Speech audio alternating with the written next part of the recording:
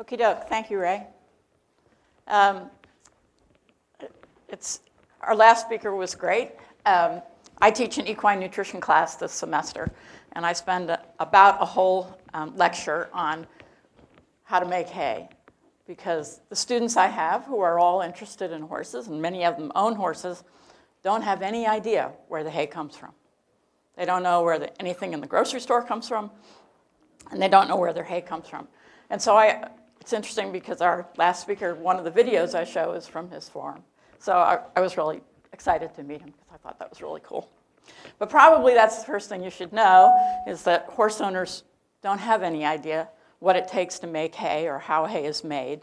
And so that might be part of your educational process. So today I'm going to talk about what I called the 5 C's. And one of those that's not on there is color, because I think color tends to be overrated in terms of characteristics that's important to the horse. But we're going to talk a little bit about cleanliness, consistency, convenience, cost effectiveness, and composition. So cleanliness, a lot of the previous talk was about making good hay, and I think of that as being hay that is free from injurious materials, and so there's some barbed wire that we found in a bale at one point in time. It's free from toxic plants. And then the last one is free from dust and mold. And so that, I think, for many people, they've thought about mold as being something related to digestive disturbances in horses. But in reality, it's a much bigger challenge for the horse's respiratory tract. So horses are, for the most part, supposed to be athletes, and in order to do that, they have to breathe properly to be able to do that. But their respiratory tract is sort of interesting because they have this rather long nose, and then they have a very long passage down to the lungs. And then their lungs are way down here, generally below their head. And so things that they breathe in and that come down here, they're very susceptible to irritation and inflammation in their lungs. And they can develop a significant lower airway disease as a result of consuming moldy and dusty hay. And so for me, when people say, well, you know, what's the best hay? Cleanliness is job one. So I don't care what the nutritional quality of it is, if it's not clean. So that would be the first thing that I think we need to educate the horse owners on, that that would be the first place to go. The second one is consistency. And this would be so that the consistent nutrient composition of the hay is consistent from month to month to month. Many horses live in a stable environment where they are fed hay twice a day. The hay shows up. One day it's something, one day it's something else. And that can lead to feeding mistakes, and can lead to weight gain, it can lead to weight loss. And so having something that is consistent for the purchaser in terms of nutrient content over the course of the hay feeding period is important. The other thing is that consistency or lack of consistency increases the risk of digestive disorders, including colic. And so having the same hay is actually relatively important in terms of horse management. So colic is just severe abdominal pain, and in horses it can be mild and brief. They can have a little gassy episode and they act uncomfortable, or it can be severe and life-threatening. And in the final analysis, if it's a significant colic, it's probably really expensive. So our goal, I think, is to try to provide a consistent diet for the horse. This is just an example of a study that was done a number of years ago where they surveyed equine veterinarians, over 2,000 horses that they had treated for colic, and some of the risk factors for colic included a recent change in the diet and a recent change in the hay. And so, again, that consistency concept to share with the horse owner, I think, is really important. Okay, number 3 is convenience. So this goes back to the previous talk again, which I thought was great. Lots of different package sizes that are available to horse owners. What we would think of as small squares, then there's some of these large rectangular ones, lots of round bales. I am a horse owner. I'm an old, unfit lady. And it's hard for me to pick up bales that weigh more than 55 pounds. Well, 50 pounds. So used to be able to pick up 60-pound ones, but not so much anymore. So for me, when I'm feeding my horses, having a bale that I can deal with is really important to me. And that's a convenience factor that I would consider. So for me, in terms of carrying and stacking, that tends to be a pretty important characteristic. Portioning. If a horse is living in a barn and they're being fed individually, these smaller bales are usually easier to portion out for the folks that are feeding the horses. So that's another characteristic there. Many horse owners do not have appropriate equipment for moving large bales, and so they don't have a tractor necessarily to be able to do that. And so while it may be beneficial in some ways for the hay producer to produce larger bales, for a lot of horse owners that's more complicated. And then they may not have a very good storage site, and they may not be able to store very much at a time. And that means then that they need a hay producer that they can work with where they know that they can get hay on a regular basis, not just one large lot. The last one I put up there was delivery. Again, many horse owners do not have the capacity to go and get large amounts of hay or don't want to put in the perspiration to go ahead and stack it. So delivery and stacking tends to be a convenience. Now, obviously, all those things affect the price of the hay, right? But a lot of horse owners are willing to pay for that, you know, if it's explained to them sort of what the whole process is. So number 4, the first 3 are pretty straightforward sorts of things. The last 2 are maybe a little bit more, complicated to explain to horse owners.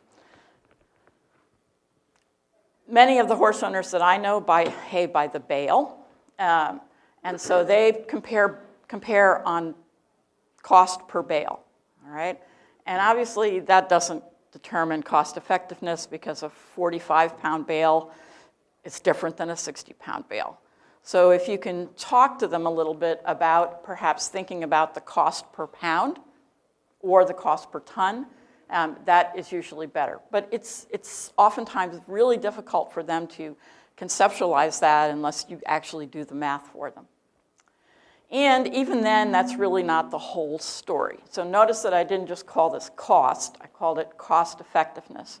And this is something that I do in my equine nutrition class that makes my students really annoyed, is that I make them calculate the daily feed cost for different types of rations. And so depending upon how much they paid for the hay and what the nutritional value is, how much concentrate they have to feed. So we go through that whole thing because at the end of the day, daily feed cost is something that if they have a boarding barn, they need to know that because they need to know how much to charge their boarders.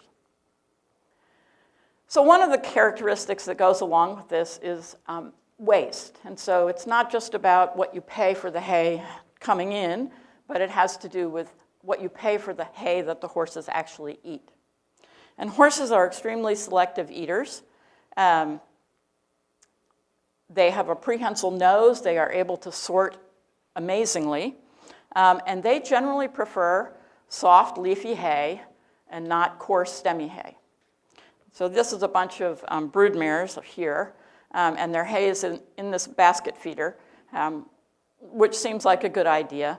But what you can see is that they are rummaging around in there, and they toss it around, and then they throw out the stuff that they don't want. So they're like kids with peas on their plate, right?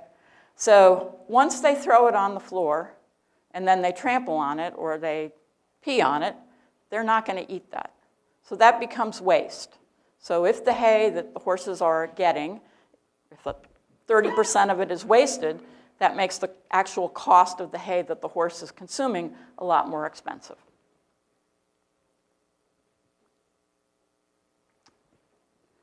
In many cases, when we purchase lower cost hay, it's oftentimes considered to be, or oftentimes is, lower nutrient hay. So maybe it was cut in later maturity or something like that. And generally speaking, with lower nutrient hay, that means we're going to require more complementary feeds. Okay, so if they're getting fewer nutrients from their hay, they're going to need to get more nutrients from somewhere else. So there goes the thing with the daily cost, right? So it's not just about the hay, but it's about the other things that they're going to have to feed to make the total ration work. And so again, like I said, my students don't like to do that because they're all mathophobes. But it's a good exercise to work through to talk about, well, this hay is probably more valuable to you because they're going to waste less. They're probably going to digest more, so there'll be less to take out of the stall at the end of the day. And you're going to have to feed fewer complementary feeds. So don't just think about the cost of the hay, but think about the big picture. Okay, the fifth C is composition. And I think this is the one that I have the most slides on because it tends to me to be perhaps the one that horse owners know the least about. Okay? They don't know where hay comes from. They may not even be able to identify one type of plant from another type of plant. They have an idea that it's supposed to be green, and beyond that, they may not know much about composition. And if I had a nickel for every time that someone had said to me, hay is just filler, I would be able to make a $100 million donation to the College of Agriculture, right? Yeah. So as you guys know, there are differences between legumes and grasses. So we know that nutrient composition is going to be affected by the plant type, legumes and grasses. Most of the grasses that we grow, the cool season grasses, whether it's orchard grass or timothy, if it's harvested at the same stage of maturity, those grasses are pretty similar to each other. There's not giant differences between those. And then the second one is stage of maturity at harvest. And I'm sure everyone has probably seen this diagram at some point in time. It's been around for a long time, but over here, this is relative quality, high over here going down to low. And then down here, we have the growth stage going from basically leafy and vegetative up to where the plants are blooming. And then there's both grasses and legumes represented. And we know that as we go from leafy and vegetative up to basically mature, that the amount of nutrients in terms of crude protein and minerals goes down, and the amount of fiber goes up. And that means that the hay becomes less digestible, it has fewer calories, okay? That's not always a bad thing, okay? And I'm going to talk about that in a minute. But these are the two main things. There's other things associated with fertility and storage and harvesting conditions, but these are the two main things. So many horse owners have been educated to think that that the higher the nutrient quality of the hay, the better it is. So therefore, they want to purchase hay that has the highest nutrient value. And they would like this because it's green and it's leafy and it looks really great. So that must be the best hay for horses, the early maturity legumes. And so I wanted to spend a little time talking about that concept. Does anybody remember Mr. Ed?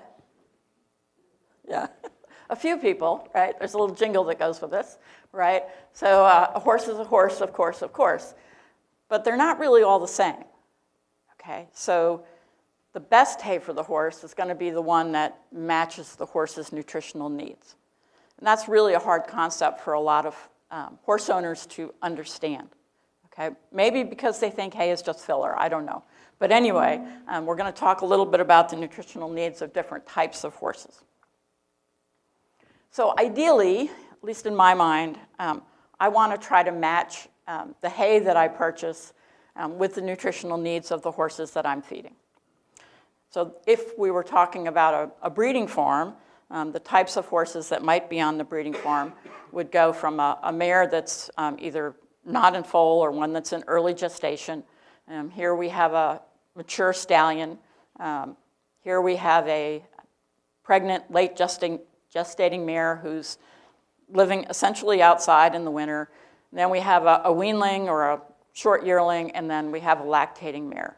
And so when we think about these horses on this farm, we've got lower nutritional needs that gradually goes up, And then the lactating mare has really high nutritional needs.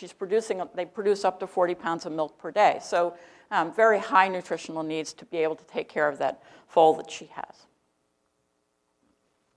So if we were to think about that now in the terms of what we would select for hay for these horses, I did a little example of this over here on the Y. We've got digestible energy and megacalories, or you can just think about this as energy intake calories that would be in 20 pounds of hay dry matter. Okay, so 20 pounds of hay dry matter. If we were feeding basically a later maturity Timothy, a mid-maturity alfalfa, and an early maturity alfalfa. So for you guys, does this reach that far? So going from Timothy over to there, right? And then the yellow line up at the top represents the amount of calories that a mare that's in lactation would need. And what we can see from that, or what we can, I think, illustrate to horse owners is that with the later maturity Timothy, the gap between what energy is in the hay and where the requirement is much greater than the gap over here between the early alfalfa and the requirement. And so which hay you pick really makes a difference in how close you get to that horse's requirement. This is where this goes back to the cost effectiveness, because they're kind of linked.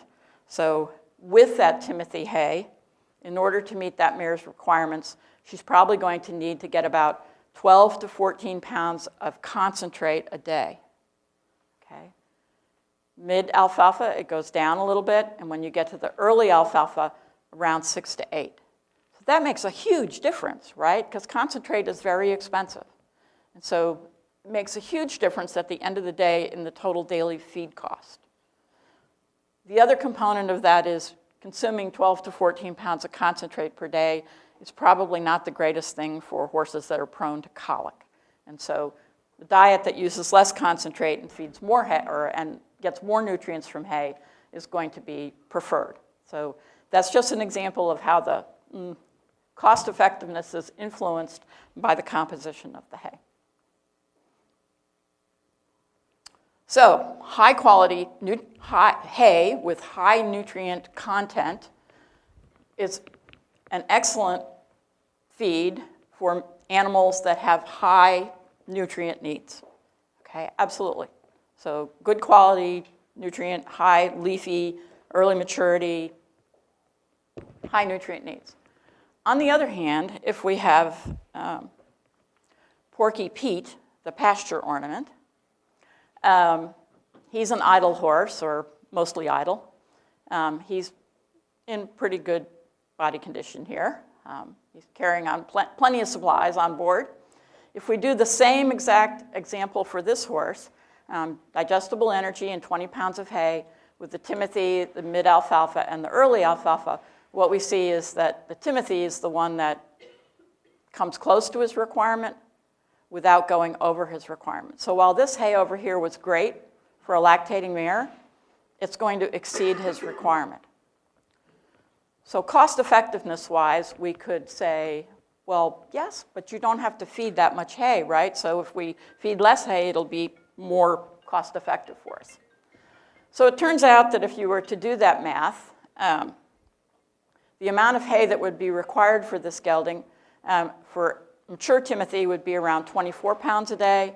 For mid-alfalfa, it's around 20 pounds. And for early alfalfa, it's around 15 pounds per day. So in this case, if we're feeding that hay, one of the things we need to do is think about restricting intake. Okay? Otherwise, the horse is going to get too fat. It's delicious. He's going to want to eat it, right? So intake has to be restricted, which you can do. However, horses would like to spend about 2/3 of their day eating. And so if you restrict hay intake, there are some consequences to that. So yes, you can feed just early alfalfa and feed less of it or whatever, but if the horse is idle, they don't have anything to do, they're going to find something to do, whether it's the barn or the fence or their neighbor's tail or whatever. So in general, more desirable to pick the hay that fits the horse's needs, where you can feed him a higher amount where they're busy eating all day. So the last example I gave you, or the first picture I gave you, was related to a breeding farm, and that's certainly in Lexington one of the areas that we think about.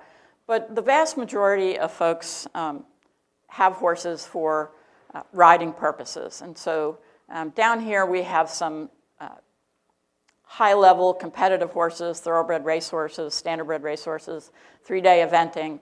And these are all horses that have pretty high nutrient needs because of the amount of exercise that they do, the level of fitness that they have. But there are lots of horses that are what I think of as recreational horses, where the people have them, they use them, they ride them occasionally, or maybe they ride them almost every day. But they are doing much lower intensity type of work, and so their nutrient needs are much lower. And one of the difficulties that we have in conversing with horse owners about the nutrition of their horse is getting them to accurately identify how much work their horse is really doing. So there have been some surveys of horse owners, and the result of that is that most recreational horse owners overestimate the amount of exercise that their horses get. So that means that they're going to be overestimating their requirements. They're going to think that they need more food than they really need, okay? That means if they're going to overfeed them, especially calories, that can lead to unwanted weight gain. And so today, in a lot of the recreational horses that are out there, obesity is actually, and hormonal dysregulation is actually kind of a hot topic at the moment. Okay? So part of this goes along with what we're talking about matching the hay to the needs of the horse, right? And just keep in mind that many recreational horse owners will think that their horses are getting more exercise than they actually are. And my little illustrative point for this is that a couple of years ago, I gave a talk to a group of people that do a type of event where dogs go out on a trail, and they set up the trail for the dogs, and the dogs, they go miles, and they have to follow this trail, and the dogs are judged on that.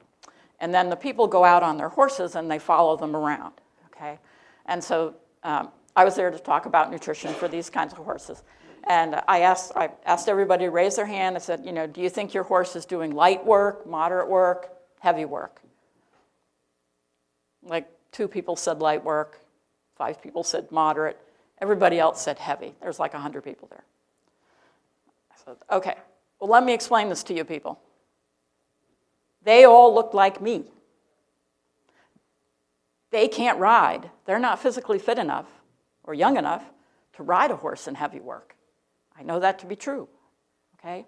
That takes riders that are actually physically fit. So I know that they were way overestimating what their horses were doing, and probably overfeeding them based on that. So that's it's a very common thing. Occasionally you'll see horses that are not overfed, but it's probably more common today that they are. So my last part here to finish up is to talk a little bit, my last thing about composition. The other thing I do with my students is I make them read forage reports. Because everybody says you should get your hay tested, right? Which is a good thing. And I make them read them so that they start to understand protein, fiber, calcium and phosphorus. But it's like alphabet soup to them. There's a lot of abbreviations, a lot of acronyms.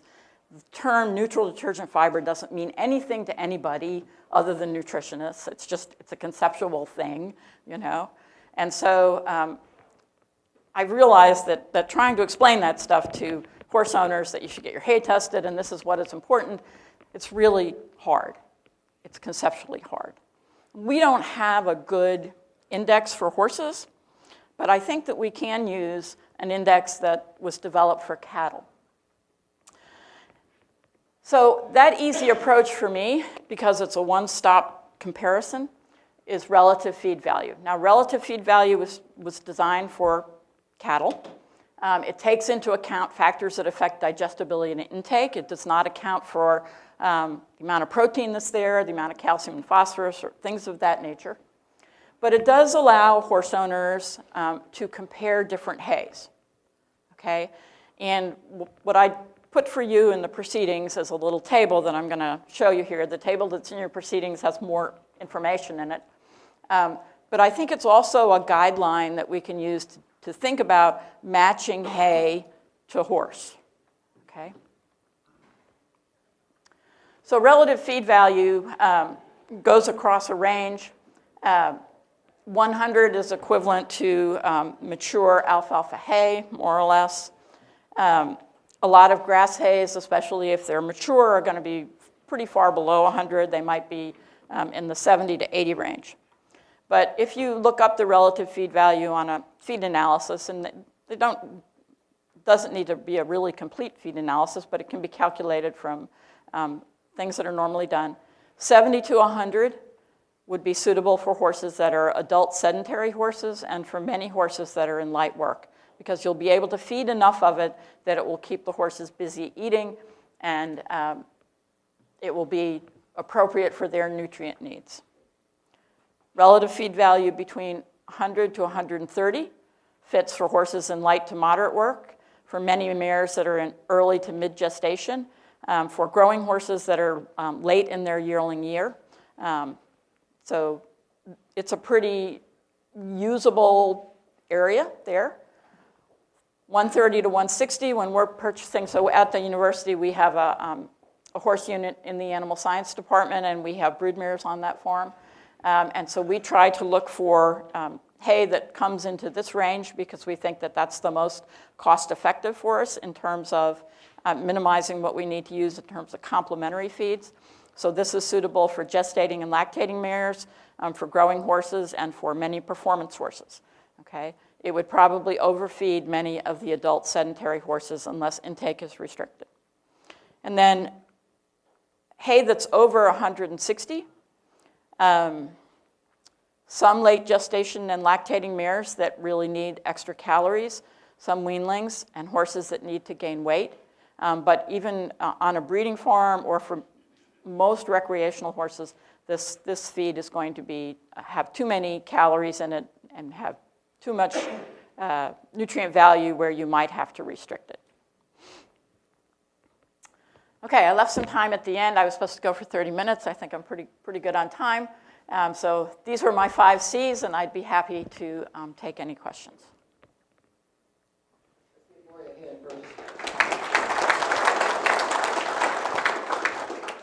Go ahead, Clayton.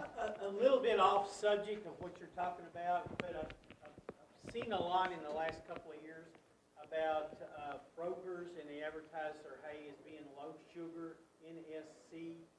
Can you explain that a little bit and what they're looking for and what we do to do that, and why is that important?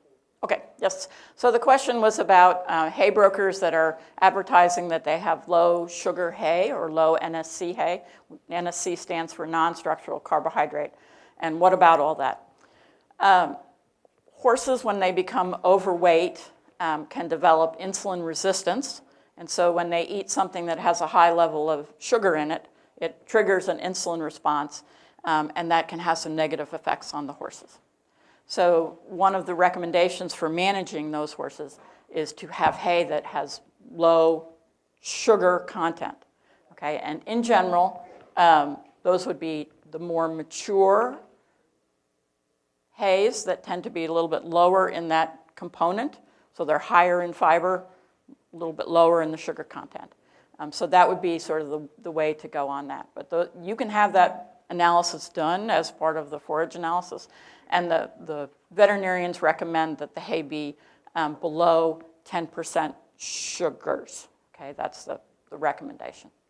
Yep. Laurie, yep. I mean, one hay that people are asking for is teff hay, because teff tends to be lower.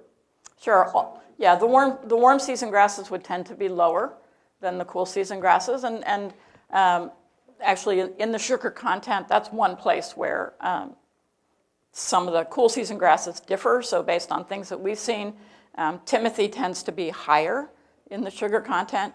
Orchard grass tends to be lower in the sugar content. So just there are some differences there. Yeah. Go ahead. Another question. Okay. I don't want to take up all your time.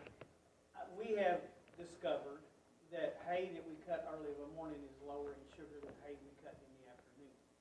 So we tend to pay attention to that when we're sending it somewhere where they're demanding Yep. sugar hay. Yeah, that's a good point, because the plant makes the sugar all day long, and then when it's dark, it respires and uses up the sugar that it made during the day. So usually in the early morning would be when the concentrations will be the lowest.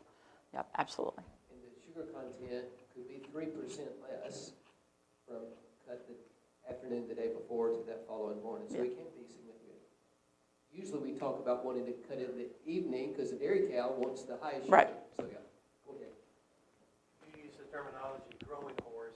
At what age does the horse finish growing? That depends. Repeat the question. Yeah, so the question was, at what age do horses stop growing? There are, a lot of breeds are slower maturing breeds, like some of the warm blood breeds that they use for dressage and show jumping. So they may be growing even as 4-year-olds, something like that. Earlier maturing breeds like quarter horses are mostly done by the time they're 3. But all of them, they're like people. So we might reach our mature height when we're 18, 19, something like that. But we don't always reach our mature skeletal width until we get older than that. And the horses are the same way. They actually get a little bit longer and they get wider as they go on. So, but the majority of it is, we think, 95 to 99% by the time they're 3, for sure. Okay, is there another question? Chris? I wanted to ask you about Bermuda grass. As we move toward western Kentucky and south of the state, there may be an opportunity for potentially Bermuda grass. How does that feed into